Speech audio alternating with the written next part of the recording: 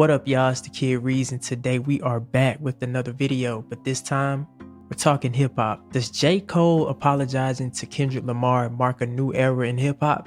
So 2 weeks ago, Metro Boomin and Future dropped an album called We Don't Trust You, and in this album there was a song called Like That. Now, to our surprise, we found out that Kendrick Lamar had a guest verse on that song, and in this verse, Kendrick Lamar took aim at J. Cole, he took aim at Drake, and pretty much anybody else that would challenge his spot as the top dog in the music industry. On this record, Kendrick proclaims that he is the big dog, said there is no top three, it's just me. Now, if you're an artist, you're a hip-hop artist, you're a hip-hop fan, you love the competition. I love to see artists go back and forth. That's the era I grew up in. But the one thing that people were waiting on to see who was gonna respond. So we waited and we waited and we finally got a response. In an album that J. Cole dropped last week, he dropped a song called 7 Minute Drill. And in that song, he takes aim at Kendrick Lamar. Now, I'm gonna read from this Pitchfork article a little bit just so I can get you caught up with more information. From the article on Pitchfork, as you can see, J. Cole answers Kendrick Lamar's diss on surprise new album, Might Delete Later. With little warning, J. Cole released a new album, Might Delete Later, overnight. The North Carolina rapper's first full length since May 2021, the off season. His contribution from Ari Lennox, Gucci Mane, Young Dro, T-, Cameron, and so and so. Might Delete Later arrives just 2 weeks after Kendrick Lamar took aim at Drake and J. Cole on Like That. Cole addresses Lamar on the new album's closing song, 7 Minute Drill. He opens the track, I came up in the Ville, so I'm good when it's tension. He's still doing shows, but he fell off like The Simpsons. Alright, I'm not gonna lie, I wasn't really feeling that line. But I'll get into it more later why I'm not feeling that line. He goes on to diss Lamar's albums and throw shade at the Grammys for awarding the Compton rapper so greatly. Kendrick Lamar has been nominated for 50 Grammy Awards, taking home 17 trophies. J. Cole has been nominated for 17 and won 2 Grammys. Cole closes off 7 Minute Drill by once again teasing his fabled album, The Fall Off. Kendrick Lamar Like That is the #1 song in the United States, which is crazy. Now, I heard the song 7 Minute Drill and it does not sound like he's trying to diss K-Dot. Mind you, they have a relationship, they've known each other since they came in the game, and it just sounded like he was doing what a rapper was supposed to do. Like what any rapper would do if you were in their shoes. If you diss me, I'm gonna diss you. If you smack me in the face, I'm gonna smack you back. That's just hip hop, it's competition. I want everything that you have. I want your fans, I want your girl, I want all of that. Smoke, whatever it is. So I heard the record and I kinda got the feeling that, Cole really didn't wanna do that. But he did it. Most people were satisfied, most people weren't. So a couple of days later at the Dreamville Fest, which is like a festival he has for different artists, his friends, they all come out and they perform. Cole gets on stage and he apologizes. Now, I know what you're thinking, apologizing? For what? The man dissed you, like this is hip hop, what are you apologizing for? But before I give my opinion on it, I'm gonna play the clip and I'm gonna let you come up with your own opinion yourself, and I'm gonna come back and we're gonna deliberate. Right? So I'm so proud of that project, except for one part. It's one part of that shit that make me feel like, man, that's the lamest shit I ever did in my fucking life, right? And I know this is not what a lot of people want to hear. I know I can hear my niggas up there right now like, nah, don't do that. But I gotta keep it 100 with y'all, right? I damn near had a relapse, right? Because y'all heard some shit that happened 3 weeks ago, however long it was. Y'all heard that bazooka that was dropped on the motherfucking game, right? So all of this time of me moving on my own accord, for the first time I was tested. Why am I tested? Because I got the world and I got my niggas like, what you gonna do, Cole? My niggas like, boy, I must have had 1,000 missed calls. Oh my fucking God. Text flooded, I couldn't even answer my shit. Nigga, it's wartime, right? Niggas wanna see blood. And I was conflicted because, one, I know my heart, you know what I mean? And like, I know how I feel about my peers, these 2 niggas that I just been blessed to even stand beside in this game, let alone chase their greatness, right? So I felt conflicted because I'm like, bro, I know I don't really feel no way, but the world want to see blood. I don't know if y'all can feel that, but the world want to see blood.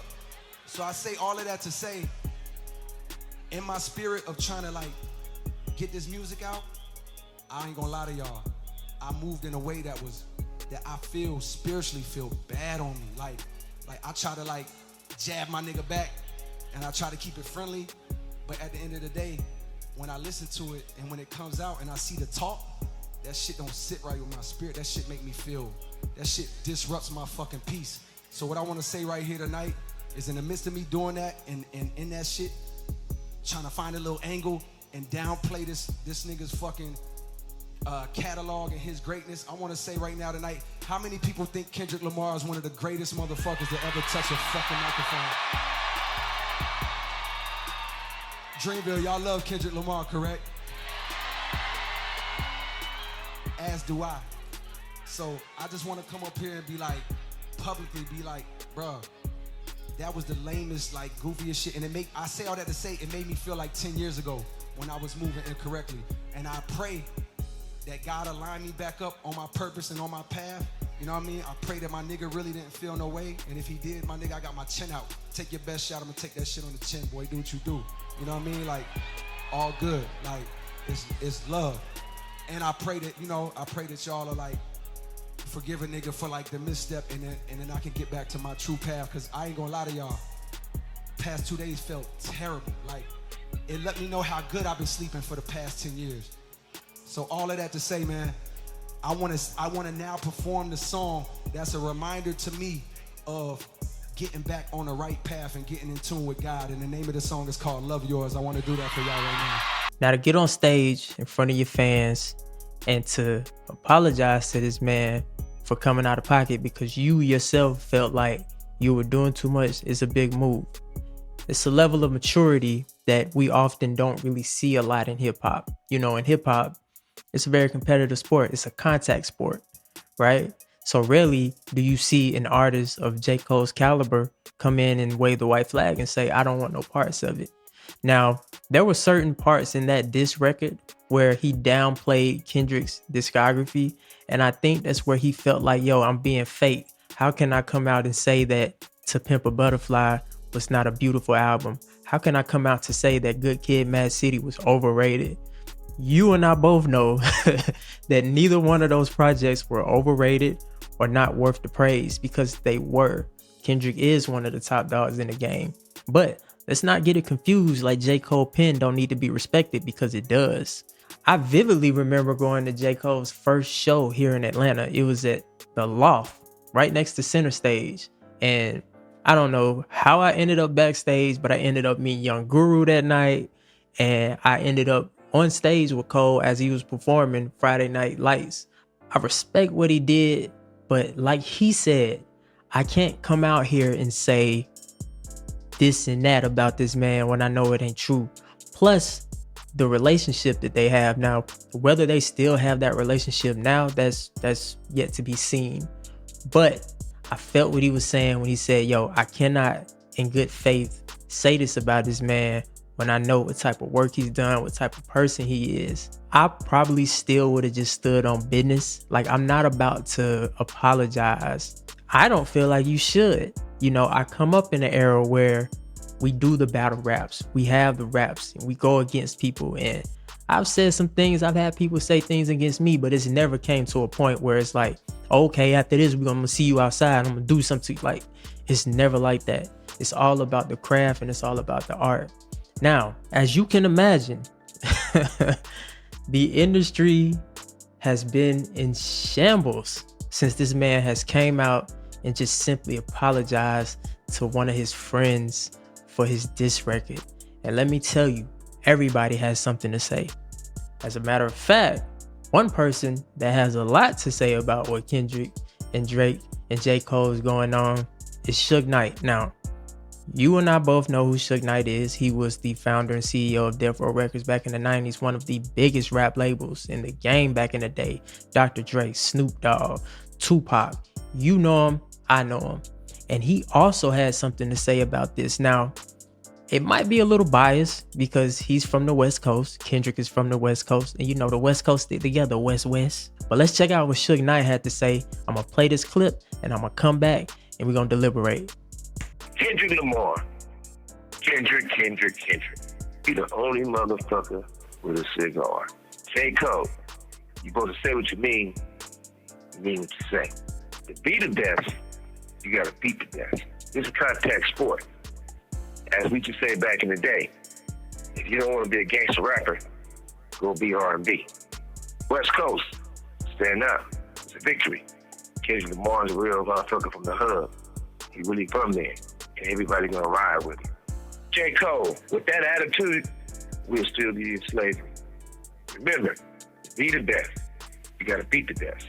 Just like it. When I said what I said about Puffy at the Source Awards, Puffy would have took his tail instead of getting on him. It would have been a disappointment to my people because he'd have been out to be a bitch in front of everyone. When one looked bad, we all look bad. We all got to remember that. When Kobe Bryant played Michael Jordan in the All-Star game, Kobe showed up and played his best game ever. So we don't got time for no pussy shit. I'm going to tell you like I tell my son, if you act like a pussy, people going to treat you like a pussy. And you know what happens to a pussy?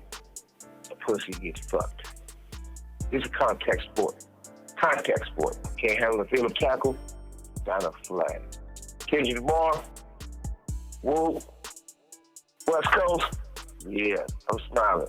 Kendrick, I know I'm on now, but you motherfucker got some fire on that motherfucker. I'm gonna put on this all eyes on me and do 100 burpees, 100 push-ups, 10. I'm gonna work out all day. Like I said before, only the strong survive. And for you weirdos, it's easy to be a soldier. There ain't no war. Okay. Now I admit, Suge's response was a little harsh. You know what I mean? But Suge has a point. I gotta agree with the man. Hip hop is a contact sport. Don't get in this ring unless you're ready to throw hands. Straight up. And waving the white flag in hip hop is almost like a sense of weakness. Me personally, I just cannot look at J. Cole and see him as weak because I know what his pen game is. I know that he can get down like that. You know what I'm saying? But at this time, it's just too complicated for him to engage. And it's really a delicate situation when you think about it, because we, the fans, the people that's on the outside, we don't know what it's like the relationship is between Kendrick and Cole. We don't know. We're just on the outside and we want to see a show. We want to see a fight. Nobody wants to see Mike Tyson go in the ring and right before he throw a punch, he like, you know what, y'all? I like my opponent. I don't want to hurt him. You know what I'm saying? The fight's over. Everybody's going to be pissed. They're going to be like, yo, it was really good. So with that being said, J. Cole apologizes. Does that set the game back? Does that set a new standard in hip hop where it's like you won't see that much contact and it's just like, hey, all let's just all be friends? Or is Kendrick dissing the entire rap game good for the rap game? Is it gonna make people step up and want to be better? Now, J. Cole, he's out of the picture. He says, I don't want no parts of this. I don't feel real from doing it, and I respect him. If that's his stance, I can't do nothing but respect it. Salute that man. Now, who's left? You got Drake, and you got Kenny. You got Certified Lover Boy, and you got Kung Fu Kenny, Compton Kenny. You got Drizzy. Now, this is the battle that I want to see, because for so long we have stood by and watched these two throw jabs at each other for years, but they've never truly engaged in a battle. Now, Drake is battle ready and he's battle tested. A lot of times people like to downplay Drake, like Drake's not hip hop. First of all, let's kill that. All right. Drake is as hip hop as they come. Drake is as hip hop as Little Brother. Now, a lot of y'all probably caught on to Drake when he got mainstream and he got big, Young Money and all that. But I'm talking about Drake, comeback season Drake. Before So Far Gone, comeback season, Heartbreak Drake. We know he can get down. He loves hip hop and he knows his stuff. I'll give you something even recent when him and Meek Mill was going back and forth. Now, I ain't gonna say Meek a slouch. You know, Meek came up in hip hop. Meek came up battle rapping. You know what I'm saying? But when Meek and Drake was going back and forth and it got real, like for real, we saw what Drake can do. You saw this man drop Charged Up.